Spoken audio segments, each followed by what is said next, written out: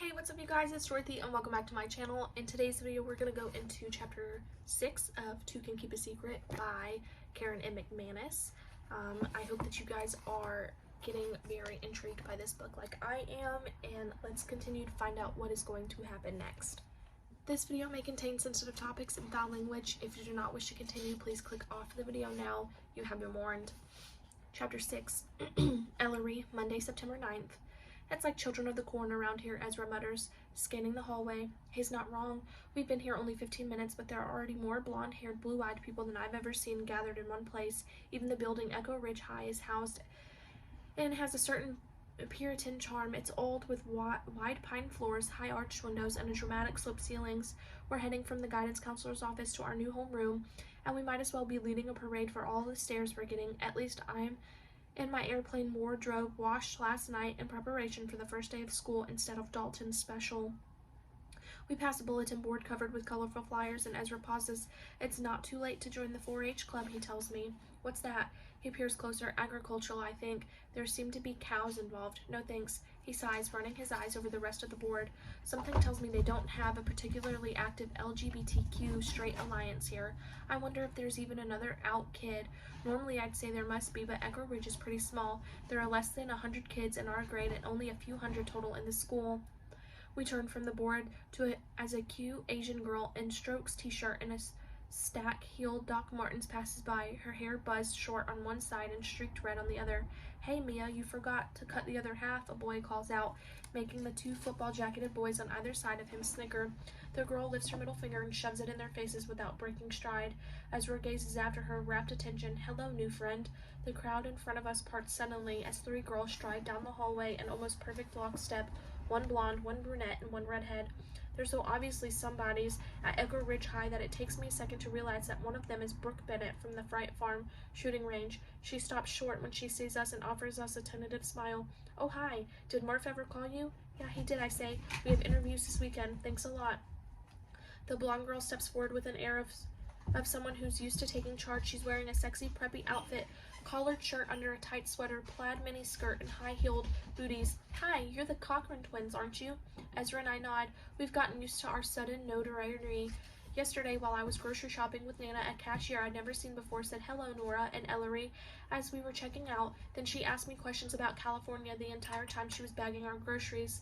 Now the blonde girl tilts her head at us. We've all heard about you. She stops there, but the tone of her voice says, and when I say all, I mean the one night stand father, the failed acting career, the jewelry store accident, the rehab, all of it. It's kind of impressive how subtext she manages to pack into one tiny word. I'm Katrin Nielsen. I guess you've met Brooke and this is Viv. She points to the redhead girl on her left. I should have known. I've heard the Nielsen's name constantly since I got to Echo Ridge, and the girl has town royalty written all over her. She's not as pretty as Brooke, but somehow she's much more striking, with crystal blue eyes that remind me of a Siamese cat's.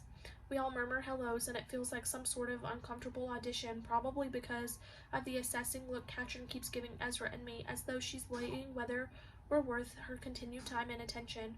Most of the hallway is only pretending to be busy with their lockers while they wait for her verdict. Then the bell rings, and she smiles. Come find us at lunch. We sit at the back table next to the biggest window. She turns away without waiting for an answer, blonde hair sweeping across her shoulders. Ezra watches them leave with a bemused expression, then turns to me. I have a really strong feeling that on Wednesdays they wear pink. Ezra and I have the most of the same classes that morning, except right before lunch when I head to AP Calculus and Ezra goes to Geometry. Math isn't his strong suit, so I end up going to the cafeteria on my own. I make my way through the food line, assuming that he'll join me at any minute, but when I exit with a full tray, he's still nowhere in sight. I hesitate in front of the rows of rectangular tables, searching the sea of unfamiliar faces. When my name rings out in a clear, commanding voice, Ellery, I look up and spot Katrin with her arm in the air. Her hand makes a beckoning motion. I'm being summoned. It feels as though the entire room is watching me make my way to the back of the cafeteria, probably because they are. There's a giant poster on the wall beside Katrin's window table, which I can read when I'm less than halfway there. Save the date. Homecoming is October 5th. Vote now for your king and queen. When I reach Katrin and her friends, the redheaded girl Viv shifts to make room on the bench. I put my tray down and slide in next to her across from Katrin.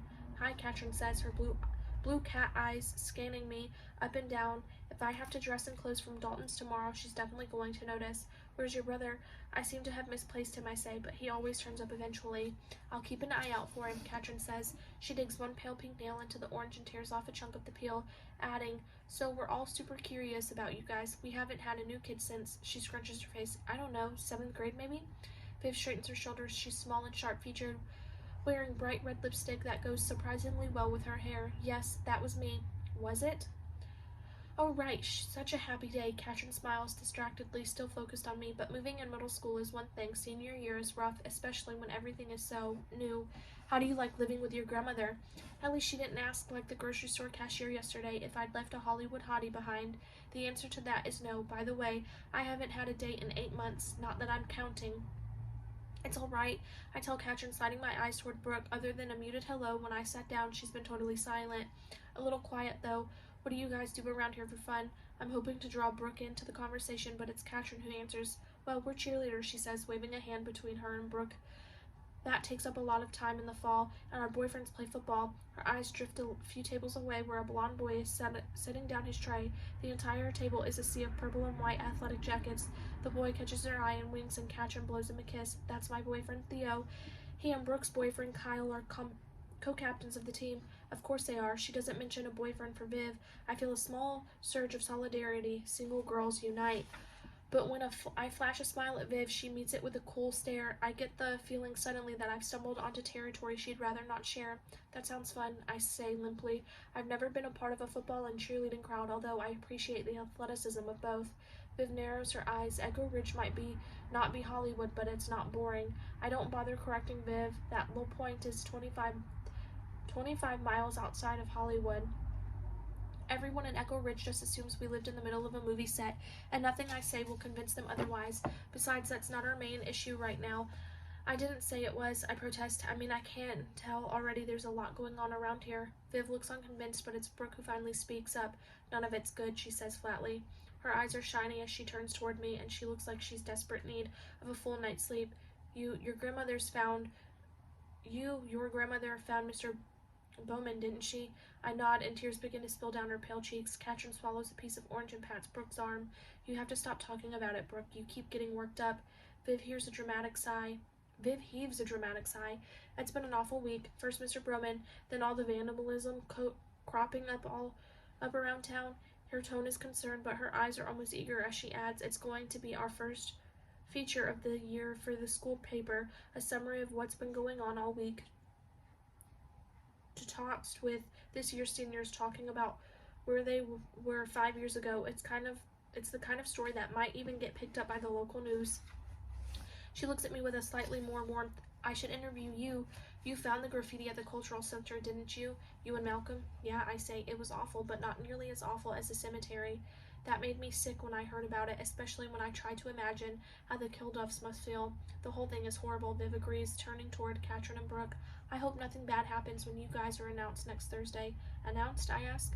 They're going to announce the homecoming court at assembly next Thursday morning, Viv explains, gesturing toward the homecoming poster over Brooke's shoulder. Everyone's voting between now and then. Did you download the Echo Ridge High app? Homecoming votes are on the main menu. I shake my head. No, not yet. Viv makes a tisking noise. Better hurry. Voting closes next Wednesday, although most of the court is already all a done deal. Katrin and Brooke are total shoo-ins. You might get nominated too, Viv, Katrin says graciously. Even though I just met her, I can tell she doesn't actually believe there's a chance in hell of that happening. Viv shudders delicately. No, thank you. I don't want to be on the radar of some murderous creep who's decided to strike again. Do you really think that's what this is about? I ask, curious. Viv nods, and I lean forward eagerly. I've been thinking about the vandalism almost non-stop for the past couple of days, and I'm dying to share theories, even with Viv. Interesting. Maybe, it's definitely what the person who's doing it wants us to think. And that's disturbing on its own, but I keep wondering, even if you were brazen enough to get away with murder and then brag about doing it 5 years later, the MOs are completely different. Katrin's face is a total blank. MO, she asks. Modus operandi? I say, warming to the topic. It's one where I'm perfectly confident. You know, the method somebody uses to commit a crime. Lacey was strangled.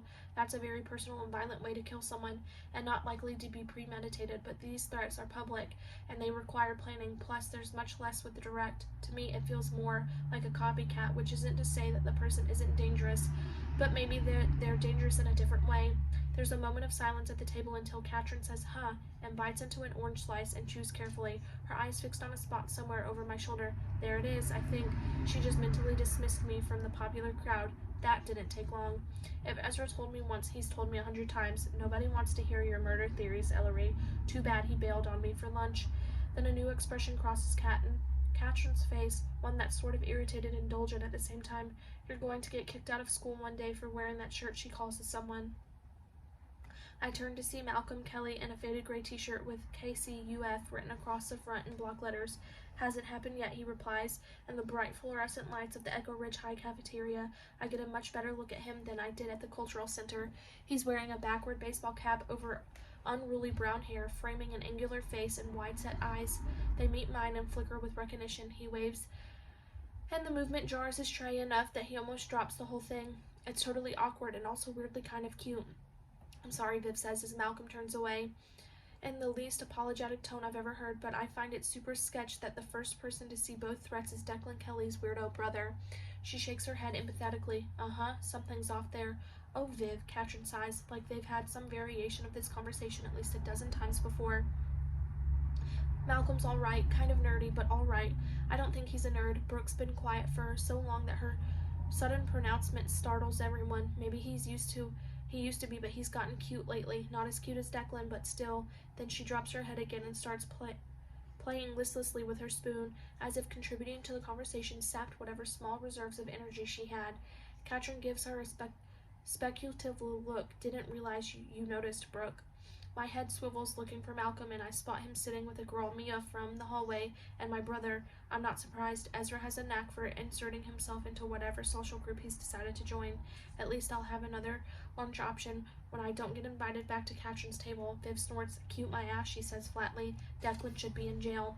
You think he killed Lacey Kilduff, I ask, and she nods. Katrin cocks her head, confused. But weren't you just saying that whoever killed Lacey is leaving those threats around town? She asks. Declan lives in another state. Viv leans an elbow on the table, staring at her friend, eyes wide. You live with the Kellys and you seriously don't know? Katrin frowns. Know what? Viv waits a few beats of maximum impact and smirks. Declan Kelly is back in town. That is the end of chapter 6. I will see you guys in the next video. Bye!